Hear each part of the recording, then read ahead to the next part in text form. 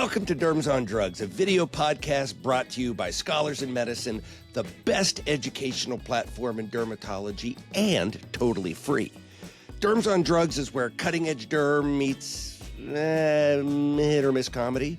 I'm Matt Zyrus. Each week I'm joined by my residency buddies, Dr. Laura Ferris and Dr. Tim Patton, and we use our 60 years of combined derm experience to discuss, debate, and dissect the hottest topics in dermatology. It is everything you need to know to be on the cutting edge of derm, and it'll be the most fun you've ever had while really learning something useful.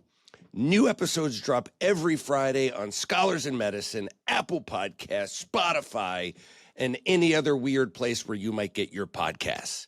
So let's go ahead and get into it. This week, we've got a fantastic episode with a special focus on gene expression profiling in the management of skin cancer. So we're going to start off with 3 recent articles on this topic, and then we've got a phenomenal guest, my favorite derm path from the podium, Dr. Whitney High from the University of Colorado, who really has some deep expertise in this gene expression profiling and how he thinks it ought to be used. But first, let's go ahead and get into our articles. Dr. Ferris, why don't you start us off? Sounds good. So I'm going to start with actually a recent consensus statement that was published by the Society of Surgical Oncology, assessing the evidence for and utility of gene expression profiling of primary cutaneous melanoma. This is Bartlett et al. In the Annals of Surgical Oncology. So this is a panel of melanoma experts, of about 20 voting members, who were chosen by the SSO, and they were convened to develop recommendations for using GEP. So they really looked at 3 different tests. So Decision DX, which is the Castle Biosciences one, 31 GEP, Melagenics, which is an 11 GEP, and then Merlin, which is CP GEP. Okay, so they first, yeah. Were any of them dermatologists, or were they all real doctors? I would argue dermatologists are real doctors, but these were surgical oncologists. I think maybe one consideration is that this is a society of surgical oncologists, right? So these are the people who I would say have a dog in the fight of sentinel node biopsy, right? Versus dermatologists. So I'll put that out there. Okay, that's fair. So they wanted to look at this at GEP in terms of 3 different things. Should it guide sentinel node biopsy? Should it guide surveillance? And then should it guide adjuvant therapy? Okay, so they were not looking at it, because I think the perspective we often look at it as derms is counseling the patient. Like, can we give you more prognostic information? They were looking at it in a more practical, like, should we use it in making these decisions? Correct. Okay. Yes. All right. Okay. So, so basically, like, spoiler alert, they said, like, we shouldn't really use it for any of these things. This is really more of an experimental, use it in a research setting. But I think some sort of key information to pull out of that. So one, they did not think it should be used across, for sentinel node biopsy across any thickness category from T1A to T4B. Areas where they said, well, maybe there's something promising. So they talked about CP-GEP. So just, this is Merlin. So this is the test that uses CP as clinical pathologic and gene expression profiling. And so they said, well, use in T2 melanomas may be promising. Negative predictive value was pretty good, 89 to 97%. In, cohorts where sentinel node positivity actually exceeded 20%. So, it's easy to have a negative predictive value if basically nobody has a positive sentinel node. So they did point that out. And they said, according to those data, if you used it for T2 melanoma, you could potentially reduce sentinel node biopsy by about 30%. They talked about 31 GEP. And so there's a study that I think is by Veto et al. That is cited a lot, saying, if you have a class 1A lesion in a patient who's over 65, that, this had a good negative predictive value. So you could maybe avoid sentinel node in that population if their risk of being positive was, below 5%. But what they pointed out was that actually in the cohort that they looked at, the sentinel node positivity rate regardless of 31 GEP result, was actually less than 5%. And then they looked at another study, which was the integrated I-31 GEP. So this is sort of like the Castle Biosciences version of using clinical pathologic features, right? So not just what does the gene profile say, it's a continuous result. It's not, broken into 2 or 4 categories, and it sort of gives risk. And so they noted that, that the sensitivity for T1A, so high risk T1A patients, they said, the sensitivity was low, 43%. Positive predictive value was less than 5%. They did acknowledge that it was a little better in patients who had T1B with a sensitivity of 83% and a negative predictive value of 98%. And that could potentially reduce procedures by 41%. And that it also, the performance, sensitivity, and specificity, negative predictive value were both 96% in patients with T2A melanoma. So now we've kind of got 2 different tests that they're saying maybe T2 lesions might have some value. But they said it's not been replicated in external validation cohort. And also notably, 25% of the validation cohort in this Castle Biosciences study did not actually undergo sentinel node biopsy, but they did have recurrence and they were presumed to be sentinel node negative. They did note that there's an ongoing study for a prospective study for CP-GEP for sentinel node. So surveillance planning. yeah. Okay. Yes. Okay, so they said not recommended. So they kind of specifically noted, don't use GEP in patients who have T1A melanomas. They already have an excellent prognosis. They do not recommend it. They did recommend, again, another study that's talked about a lot, which was a SEER database study where they just looked at patients who had a 31 GEP result. Not was it high risk, was it low risk, but did they have a result? And then they did, it was retrospective propensity score matching. So they found, similar people. So here's your group in SEER who had the test. Here's a similar group that was matched on a bunch of other criteria. And, they said if you had the GEP test, your overall survival and melanoma specific survival were better than the group who didn't have the test. So just having the test made your survival better. So, you could debate what does that mean? It was not prospective. So they pointed out that, while they did do matching, there were some things like socioeconomic status, receipt of adjuvant therapy and BRAF status, and receipt of treatment for recurrence that really weren't adjusted for. So that was discussed in the paper.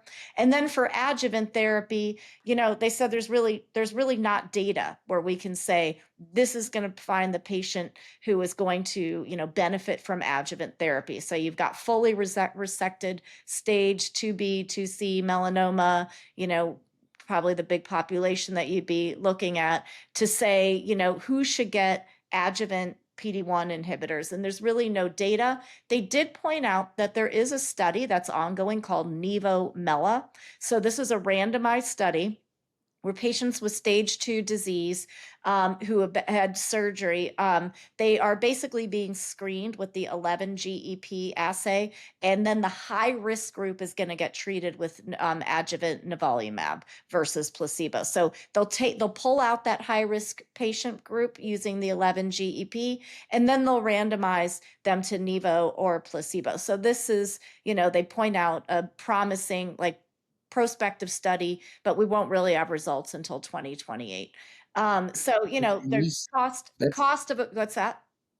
That's any stage 2, not like 2B, 2C? I believe that it is going to be 2B, I believe it's 2B, 2C. I think, because that's the group that would be eligible for adjuvant nivolumab. Right. So Clarice, you went through a lot of stuff. What is the takeaway here? Does it, because the takeaway is they think this is an investigational tool, and what should be done are prospective randomized clinical trials. So, prospective trials, like you get the test result and then you randomize them to get sentinel node or not. Prospective, like you get the test result and then you randomize them to get nivolumab or not, or imaging or not, that really what they've primarily done has been, sort of retrospective. That's the takeaway from this. So, okay, I've got more to ask about this, but I think it'll be better whenever we get into it with Dr. High.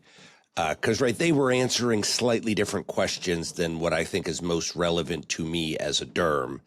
Because what I want to be able to say to a patient is, hey, there's, this, and then that was negative. So now you've got a 99, you had a 95% chance. Now you got a 97% chance or 99% chance, which is meaningful, or you went from 95 to 90. Like, Is that meaningful? I mean, I think that's not what I'm looking meaningful. forward to with the discussion. Can Yeah, you? that is not meaningful. Yeah. oh, see, it is to me, huh? See, maybe So this is why I'm a bad gambler. You're doing you're taking group prognosis and trying to tell that to one individual person. That's not how that works. It's not how it works, but it's how it intuitively makes sense. And it's what I would want to know is if you had 1,000 people who had these results, how many people did it come back in? Right? Does that say it's going to come back in me or not? No, but it's a gamble. Everything in medicine's a gamble. So you're Like, taking what's generally a range for a population, and you are narrowing it to an individual. or The question is, I'm not saying you will not recur, and you will. Knowing that you have a 5 versus 3% chance of recurrence, does that change anything? Or a 5 versus 8? to me, it does. Now, this again maybe Okay. is why Well, I'm a this is bad the test gambler. for you then. Right? I lose money all the time. That's why I don't bet more than like $5 because I know that I'm gonna lose 99.9% of them. See, that's this. And if I was gonna lose 99.7% of them, I wouldn't bet as much. Okay. See, that's all right. Let's move on to our next. As Dr. Patton shakes his head at me. All right, let's move on to Dr. Patton's article. What do you got, Patton? All right, so mine was the 31 GEP parentheses decision diagnosis, a review of clinical utility and performance in a Mayo Clinic cohort by Pasava et al. In the March 2025 issue of International Journal of Dermatology. It was a retrospective review of 65 patients diagnosed with melanoma from 2014 to 2022 at Mayo Clinic who also underwent 31 GEP testing, specifically the decision diagnosis tests marketed by Castle. So a small study, but I figured, you get more granular data. That SEER data that Dr. Ferris mentioned, that was such a weird trial. They're like, we don't know how this order the test and patients do better. We don't know how, but you could probably just order it. I actually ordered it on myself, right? You can never be too safe. I feel better now. So table 1 is a lot of the raw data, surprising finding of a higher percentage of class 1 patients having a positive sentinel lymph node compared to class 2 patients. Now, when you look at that data, that is they don't explicitly say this, but that is probably because they found class 1 tumors in lesions that were T3B, T4A. Okay. Why would you even, those were probably the sentinel node positive. Okay. Now, in practice, would you order Castle on those lesions? I probably wouldn't. So, but I think this kind of gets to like the problem I have with Castle in general. So that stood out to me. You go to table 2, a higher percentage of class 1 patients underwent adjuvant therapy. It was a big difference. 11.1% of class 1 patients underwent adjuvant therapy compared to just 3.45 of class 2. I think that's because of those T3A, T4 lesions that happen to be class 1 that you got the Castle test and completely ignored it. So why did you get it in the first place? Figures 1A, 1B show how little the 31 GEP testing influenced management decisions. Figure 1A showed that a decision on whether to perform sentinel lymph node was made before 31 GEP results were even available for about 63% of patients. Like, why are you ordering the test if you're making clinical decisions before the results are even back? why are you ordering that test? Figure 1B shows how in close to 82% of patients with 31 GEP testing, no change in the standard of care was made. Figure 1C shows survival curves of relapse-free survival, melanoma-specific survival overlap between class 1 and 2 patients. So I think this article sort of demonstrates how I feel about Castle. It is way overutilized, way overutilized. Well, you don't know that. How do you know how utilized it is? It is. Listen, you could certainly say that the providers are misusing the test, but I think that the misuse of the test is strongly encouraged by Castle. You guys have gone to the dinners and they're like, every melanoma over 0.3 should be tested. Like, it's ridiculous. Now, NCCN guidelines specifically say, similar to the surgical guidelines, do not use this test in the everyday management of patients. This is experimental.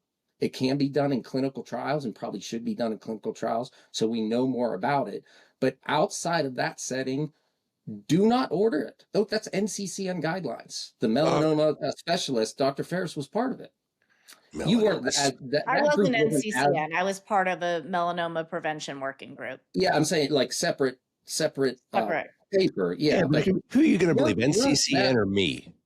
True. Well, I say it's you. Matt, when you I say it's not being over-ordered, I'm going to ask you a question. Okay. As of September 30th, 2024, how many Castle Decision DX melanoma tests do you think have been ordered? 22,000. 183,000. What? There you go. There haven't been that many melanomas. They're ordering it on moles. I think Whitney High is probably unscrupulously using this. Well, it could be a melanoma. Better send it for Castle. All right. What's crazy is, like, the NCCN guidelines, Dr. Ferris was part of a group that they published, I think, in JAMA Derm. They weren't as stringent against it, but they're like, yeah, we don't really know about this.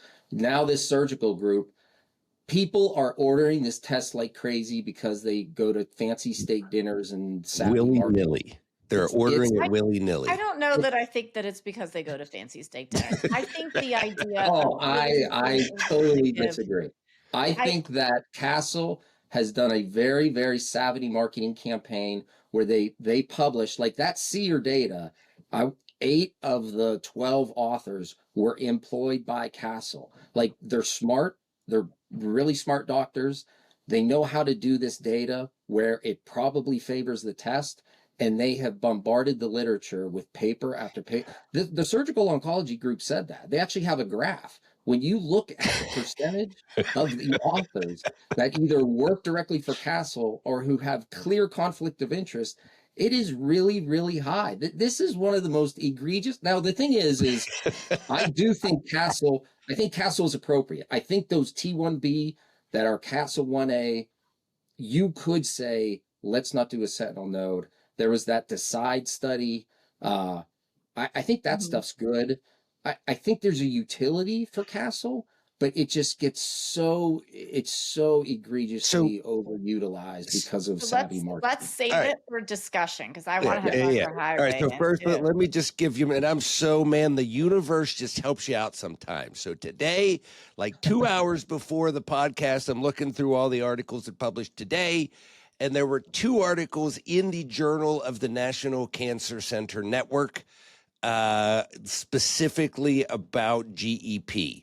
So the first one, and this was just they were abstracts. There's no full text yet, but it was the abstracts had a good job of just having the information I wanted, right? Metastasis-free first one, metastasis-free survival prediction with the 40 gene expression profile test in patients with cutaneous squamous cell carcinoma, risk stratified according to the National Comprehensive Cancer Center guidelines.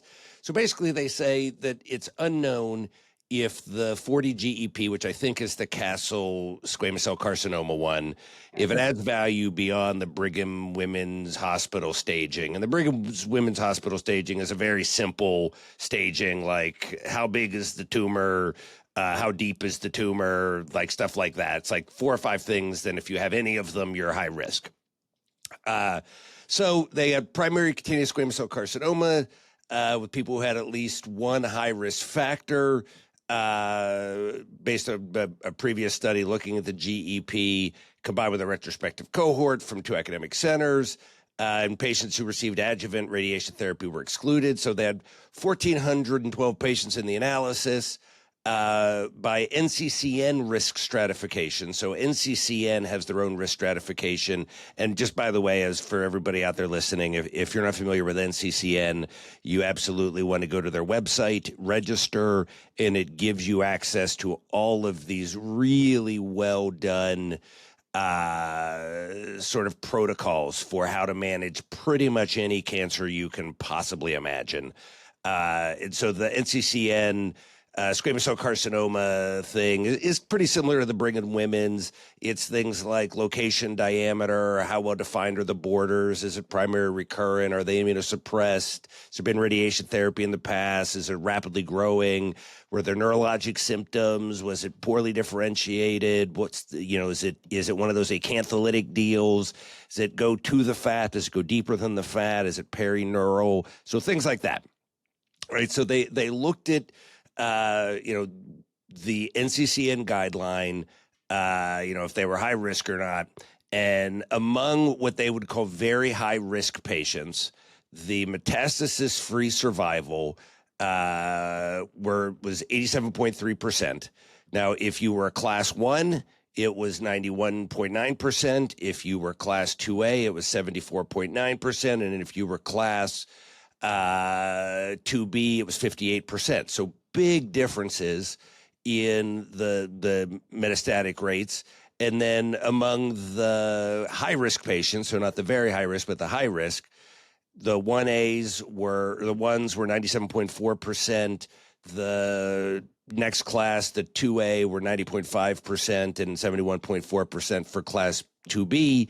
So it definitely added prognostic information based on the way that they looked at it. Now, there is a very similar additional article, and that SCC one, whenever I look at the list of authors, is a powerhouse list of authors. None of them, they might all work for Castle in some way, but none of them are actual employees of Castle.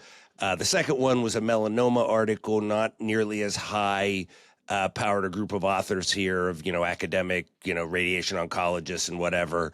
But this one, the 31 GEP, identifies patients with early stage 1 and 2A cutaneous melanoma at high risk of melanoma-specific and overall mortality. And basically, they took stage 1 or 2A cutaneous melanoma that was tested with the GEP. This was from the SEER program.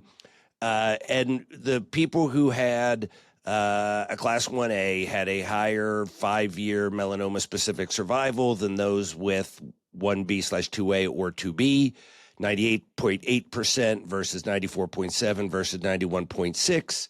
And significantly, they had higher overall 5-year overall survival with both, whenever you looked at multivariable as well. And so they showed that in these people who have a very, very good prognosis to begin with, this gives you a little bit better prognostic information. And I'm going to kind of stop there because that's, to me, this summarizes everything I've ever heard that makes me think, seems like a pretty good test. It's pretty much summarized here, that when you retroactively look at it, the way that I think of this test being used. So first, I'm going to stop for a second and bring on our guest, Dr. Whitney High. So for anybody who doesn't know him or hasn't had the pleasure of getting to listen to Dr. High lecture, so Dr. High is a very frequent speaker on the lecture circuit at Fall Clinical, Maui Derm. If there's a good meeting, he is the derm path lecturing there.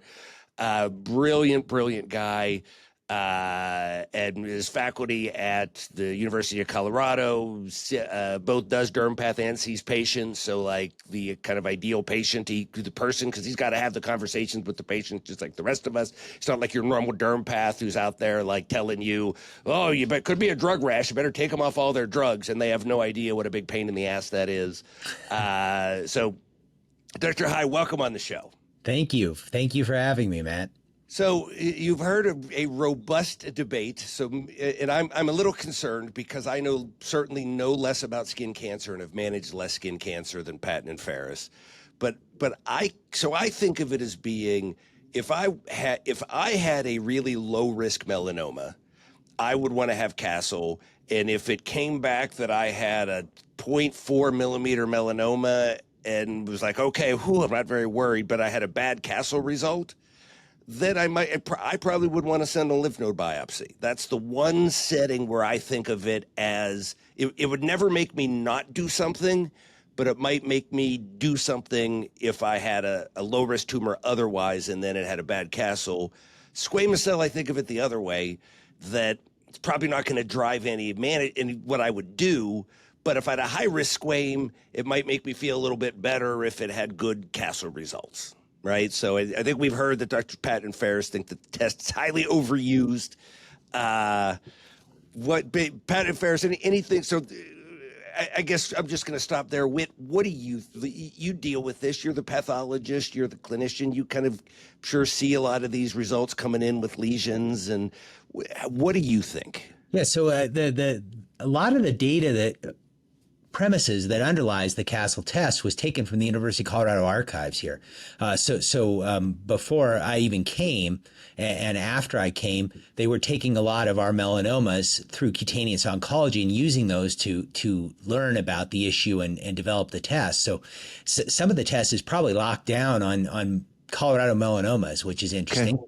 That said, it's always struck me as strange that our cutaneous oncologists who deal with melanoma all day long, they don't want us to use the test. They say when we need the test, we'll go ahead and order the test. So that's kind of an interesting thing to me. They don't utilize a test that they contributed highly to. So I think that's interesting. I have personally followed a course that's a little bit more like Dr. Patton was describing, where from time to time I'll come to a melanoma entwined with a nevus, and it's difficult to decide if it's all melanoma top to bottom, side to side, or is part of it a nevus and part of it's melanoma, and would that impact the depth, and would that impact what I would do for the patient. And then I've used the test, even ordered it myself. But I don't routinely do it on every single melanoma that's 0.3 millimeters or deeper. And while I heard what you were saying about if you had a melanoma that was 0.4, wouldn't you just want to know? Well, interestingly, like some of the more recent things, and I'm not an oncologist or anything like that, but the recent papers about priming the immunologic pump and actually letting melanoma sit in the lymph nodes to and giving the PD-1 drug while there's melanoma still there, rather than waiting and removing all the melanoma and then giving the PD-1 drug. That's all kind of interesting, and I think impacts this discussion as well just a little bit, in that maybe if you missed melanoma in the sentinel lymph node, would you be really missing a lot, or would you be actually waiting for it to become clinically detectable such that you could give the PD-1 drug with the pump primed? So wait, I got to jump in there for 1 second. And Pat and Ferris, I don't know if you guys got the same spiel from Zitelli as I did whenever we were residents. When we were residents, literally 20 years ago, we rotated with John Zitelli, and he was one of the big, anti-sentinel lymph node people.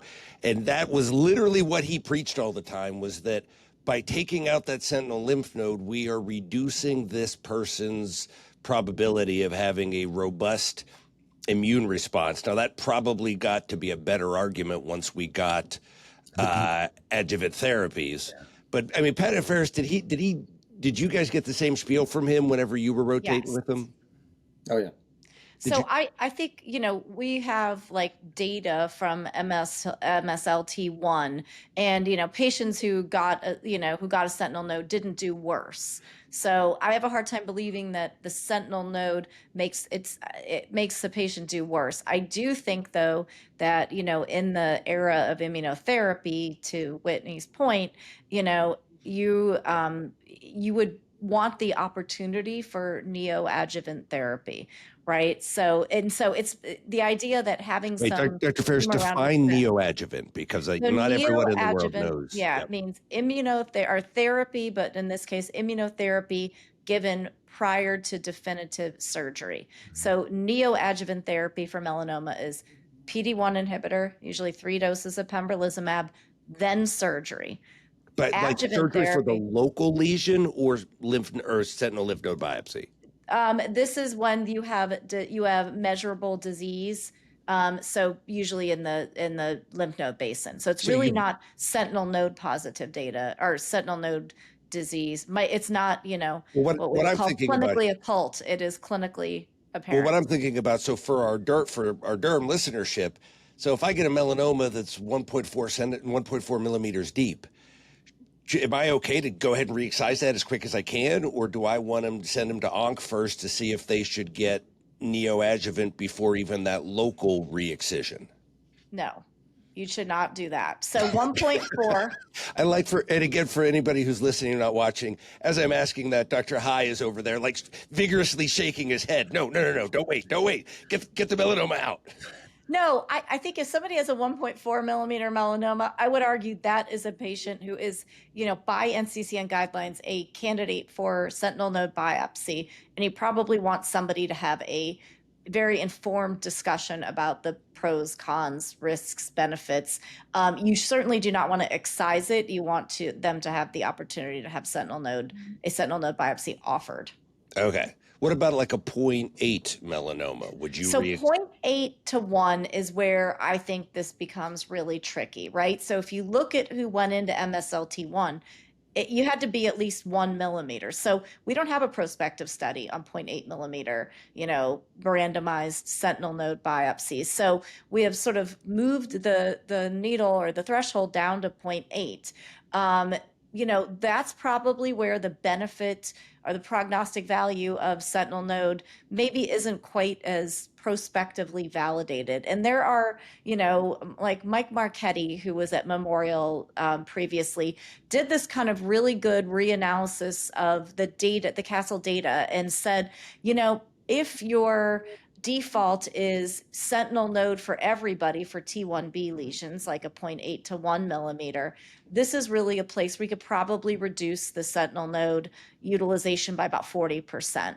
So, these cases where it's borderline, where it's sort of discuss and consider, maybe that's where this could make a big difference. So, and I think that the benefit is probably primarily there. I mean, remember, Matt, for your T1A, your 0.4 millimeter melanoma, where you want the information, the positive predictive value was not even 5%. So if you had a high risk and you say, I go get a sentinel node, the chance that you would actually end up having a positive sentinel node was less than 5%, even with that high risk result. Is there risk to a sentinel node? So if they got, what bad things happen to people who get a sentinel node? I mean, in particular, if you're looking at lower extremity melanoma, lymphedema, and that could, there's anytime there's surgical risk of infection, there's anesthesia, there's cost. I mean, there's a lot of potential risk to a sentinel node, particularly lower extremity ones. The lymphedema rate's not insignificant. Okay. So Whit, I want to jump back over to you. So the whole reason we've got this damn Castle test is because you dermpaths suck at pigmented lesions, right? There's study after study showing if you send it to 10 experts, you get, 3, you're going to die, 3, I don't know, and 3, you're going to be fine. Like, are you guys getting any, like, why aren't you guys getting better at diagnosing melanoma and giving us, why do we need this damn Castle test? That's a super interesting question, and it's actually something I've thought about a lot recently. So let's just accept that the Castle test can decide that some melanomas are really, really bad and some melanomas are really, really good. It doesn't even have to be the Castle test. Let's just say that genetic test, there was one developed at Wuhan Labs, yes, that Wuhan, and released last week in Scientific Reports, Nature Scientific Reports, and they have their own prognostic test there. So everyone has their own prognostic test, but let's assume you can slice and dice these melanomas into really bad actors and not so bad actors. What does that say if you believe that? And I see everybody nodding on the call. If you believe that's possible, then what do we really know about what melanoma being an on or off, 0 or 1 binary system? How can melanoma just be either binary, you have melanoma or you don't, if there's all these different spectrums of melanoma ranging from benevolent or barely malignant melanoma to horrible, I'll kill you from a lesion the size of 6 millimeters. It's crazy to think that then if we think melanoma is this broad spectrum of disease, how are we empowering people by looking through this tube right here to decide what is melanoma and what isn't? It's really, really bothersome if you really think of the logic of the argument. The more you think melanoma can be broken down into bad actors and good actors, the less likely it is that I'm going to be able to peer into these tubes and decide if something is melanoma or not. They actually work against each other. So I think that's you could argue huge, why do we need, like, why do we biopsy 9 benign things for every 1 malignant, right? Why is it not just obvious? Like, it's hard for us to decide clinically what's a melanoma and what's not. I mean, there's very obvious melanomas clinically, and then there's things that we all get surprised by, right? And I've had, like, I can think of one, nevoid melanoma that I biopsied on a patient, and I almost didn't do it. I just thought it was a traumatized nevus, and it killed her, right? Like that, these things happen. So you have to wonder, and just answer this, to yourself, but how many of those PT1As aren't melanomas at all? It's kind of mind-boggling to think that you have this spectrum of disease, 6,000 different mutations, and not only, you got to even think of these mutations in kind of a factorial way. Like, what if you get this mutation before that mutation? Is that as bad as you get this mutation before the other mutation? So if you're looking at this spectrum of melanoma, probably it's impossible to really look at them under the microscope and just decide on their morphologic features, their appearance, what's malignant, what's not. That's crazy. So yeah, I mean, I think we've used morphology because it's all we've had, right? We've only had morphology clinically. We've only had it histologically. I mean, it seems like we should be, and the reason why I'm interested in these tests, and, do I think we should use them on every 0.3 millimeter melanoma? No, but I think we have to move toward genetically defining what is melanoma. Yeah, it will happen. That will be the wave of the future. But here's a glass slide stained with H&E. This is the same technology we've been using for 138 years. So if you went into a patient room and said, I'm going to analyze this lesion and I'm going to do it with 138-year-old technology, wouldn't the patient be like, got anything better? Anything else happen in the last 140 years you could do to the tissue, Dr. High? Then they get angry if you do any stains. So it's a no-win situation for the derm path. We either use the 140-year-old technology, or we do some stains and get everybody angry at us. So it's a real messed up world here in derm path. So Whitney, have you worked with any AI on this? I mean, it seems if humans have a difficult time, we're the ones training AI. AI is never going to figure this out. Have you seen anything with AI helping? I haven't personally done it, but I'd be interested. Any AI people out there, go ahead and give me a call. But I'd be personally interested in doing those kinds of things. I've seen people, even when I was a young resident 25 years ago, I saw people that wanted to look at nuclear size, and they wanted to bin things on nuclear size, number of intraspinous cells, all those kinds of things, and go after it mathematically. There's been attempts to do it molecularly, sort of like the work I did on gadolinium that we were talking about before the show. There's been all kinds of different approaches to this problem: time of flight, mass spectrometry, all those kinds of things, and none of them have worked perfectly. Is there anything getting close? Is there anything even in terms of not prognostic information, but yes, no? Is there anything? Well, I think, the neatest thing I've had in the last 10 years I've been doing derm path is PRAME immunostaining. PRAME immunostaining, it's just a simple single immunohistochemical study. That's $100 to $250 depending upon where you work. But if something's PRAME expressive, it doesn't make it melanoma. But I sure want to take a longer look at why would that thing express PRAME? That's kind of strange, considering that 90+% of melanoma expresses PRAME and 90% of benign lesions don't.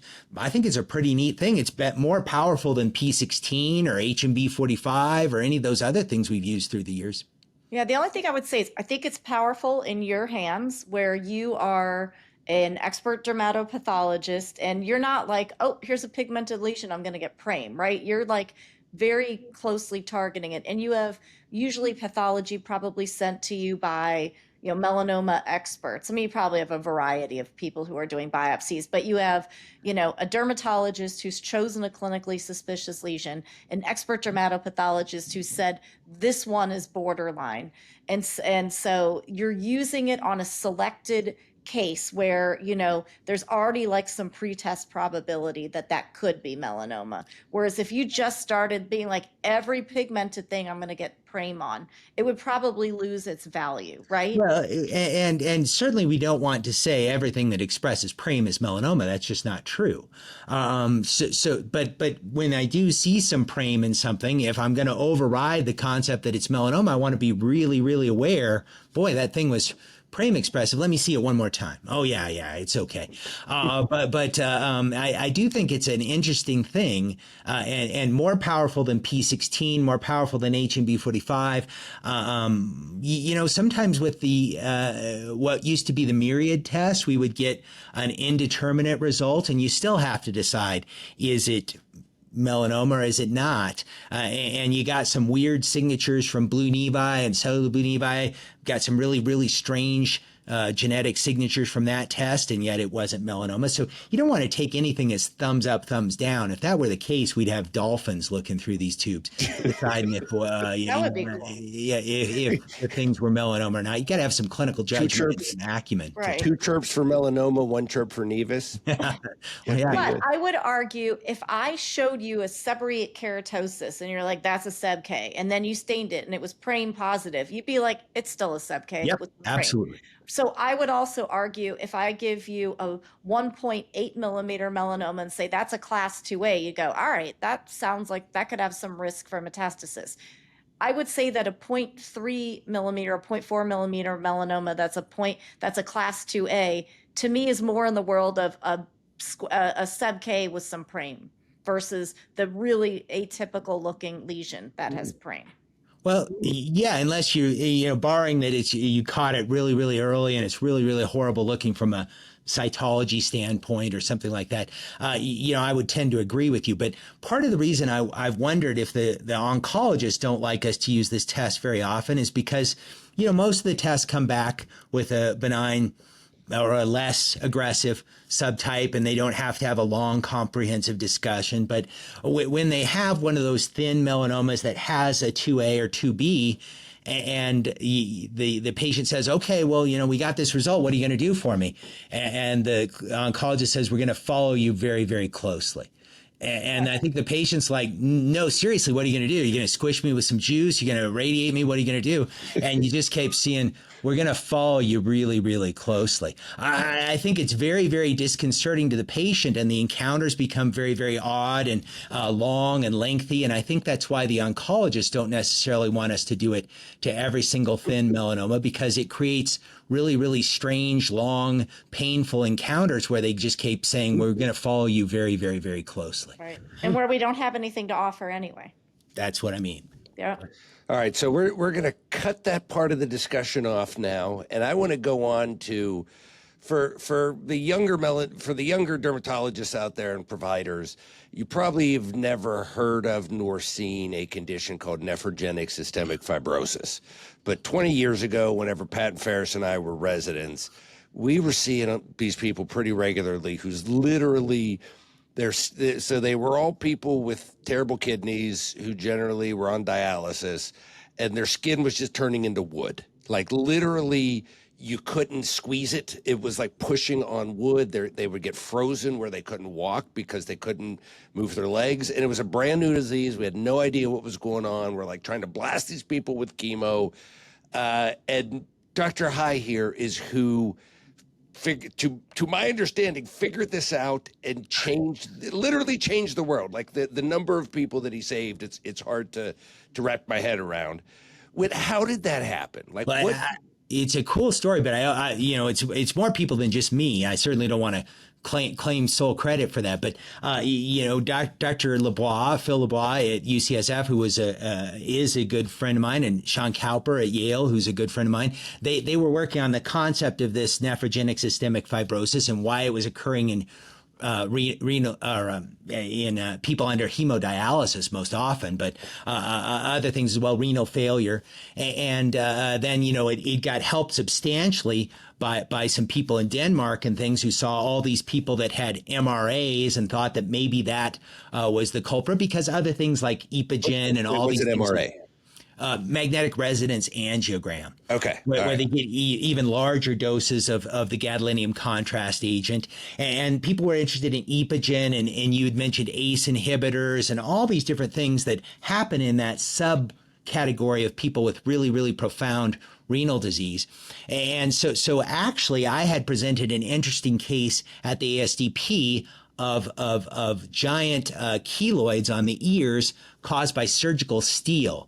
And I had shown at the ASDP how we could go after the metal with electron microscopy, and we could prove that it had the EDS, the energy dispersive spectroscopy of steel, and it looked like steel under the microscope and had the biochemical properties of steel, the elemental properties of steel. And you know, I presented this, and that's let what me just say to everybody, the key thing there is that because we're generally trained, steel is so inert, right? As a contact derm person, even though there's nickel in steel, we're taught if it's surgical stainless steel, none of it gets into the tissue because it is such a robustly stable metal. So if you're showing pictures with metal, people are like, that's not steel. Steel doesn't get leached out of stuff. Steel doesn't whatever. So that's right. That's yes. right. Okay, go ahead. But we had seen that the energy dispersive spectroscopy was just exactly you know, the profile of steel. And I presented that, and Dr. LeBois happened to be sitting in the audience, apparently. That's how he tells the story.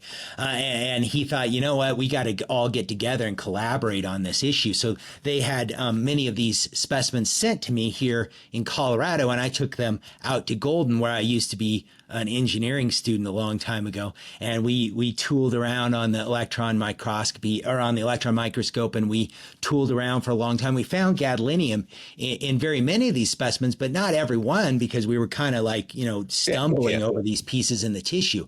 And we published that. We tried to get it in New England Journal, and New England Journal sat on it for a long, long time. Didn't say yes, didn't say no, and they usually, you know, say no to almost anything from me, at least pretty quickly. And Cowper and myself and everybody kept talking to them about what they were going to do, and they finally said, you know, we just don't believe that this actually deposits in tissue. And so we put it in JAD. You know, we went through all the correct procedures. You didn't get any special treatment or anything, but it became like a hugely cited paper in JAD at the time, because then all the renal disease and all the radiology journals all had to cite this article in JAD. So it was a pretty funny, pretty amazing little thing. See, and it's not, things are never as exciting as you think. I was thinking that, like, one night in bed, you were like, gadolinium. And then you went. There were a lot of competing ideas. People thought it was Epogen. People thought it. I didn't know if we would find it or anything else, but it was stacked on the premise of, you know, it's renal disease patients. What could it be? It's you know, people that got an MRI or MIA, but there were people that said, oh no, that's just coincidence. Who doesn't get an MRA that's getting a graft for a kidney or something like that? So there were a lot of competing ideas, but it wasn't just me sitting in bed or anything like that. But it was, you know, very fun to drive the electron microscope. And actually, I remember the moment we found it, you know, we just were stunned that it was actually really there. That's awesome. All right, so let's jump on to our last segment of the show, Dr. Patton's Trivia, and see if Ferris can continue to keep me in the 0 wins column. All right, so histopathology focuses are stains named after people. I called it "Call Me by My Stain." Right. I knew Ferris would like that one. I appreciate that. All right. This Danish pathologist noticed that after staining, some bacteria resisted decolorization, leading to a classification of bacteria still used to this day. Graham stain. Hans Christian Graham. Oh, I was I trying feel to like remember. we're gonna I'm gonna predict that Dr. High is gonna win. I have a strong feeling that was going to Okay. be. You know what? I'll give bonus points if you Although can give truthfully, full you know, name. for a bonus, you know, what we do is the Gram stain under the microscope now is really a brown Bren stain, a little bit variation of the Gram stain, but Oh, Oh, okay. Named after Dr. Brown and Bren. Bren. and Bren. And then, very good. All right, number 2. An American pathologist, he served as the chief of the laboratory branch at the Carville Leprosarium during the late 1950s, and in 1969 published The Role of Histology in the Study of Leprosy. Hansen. No. Hansen's older than that. Yeah. Acid Fast. Bob Acid Fast. Bob Acid Fast. You got me. Hansen is older than the United States. Yeah. You had Zeal Nielsen. And Mm-hmm. then Yeah, there's a came Zeal along Nielsen stain. and then they modified it and called it the what stain? Modification. No idea. George Fight. Fight. Oh, sure. Fight stain with Okay. peanut oil. Mm-hmm. Oh. Yes. Yeah. Okay. All right. Last one, which could end up in a tie if Ferris and Zyrus can bounce back here. Okay. 1/2 of this silver nitrate-based stain was named after this pathologist, who also had a tumor of the parotid gland named after him. The stain is used to detect Bartonella, H. pylori, and syphilis. Starry. Worthen. It's Gomorrah. Worthen. Damn it. Damn it. I Alfred had Scott 50 shot. Worthen. Yeah. Starry, obviously, they collaborated. Starry, his middle name was Chronister, which that was the most fascinating thing I found about Starry. But yeah. Okay. All right, that's a tie. Fair. Nice comeback. Fair. Ferris. I continue my no wins streak. All right. Well, Dr. High, thank you for joining us on the show thank today. you. And for our listeners, if you're, I want to thank you for joining us as well. If you've got questions, comments, ideas for topics on the show, shoot us an email at questions@dermsondrugs.com. And I hope you learned a few things. I hope you laughed once or twice. But mostly, I'm hoping you're planning to join us again next week. And until then, I'm Matt Zyrus. I'm Tim Patton. And I'm Laura Ferris, and we are Derms on Drugs.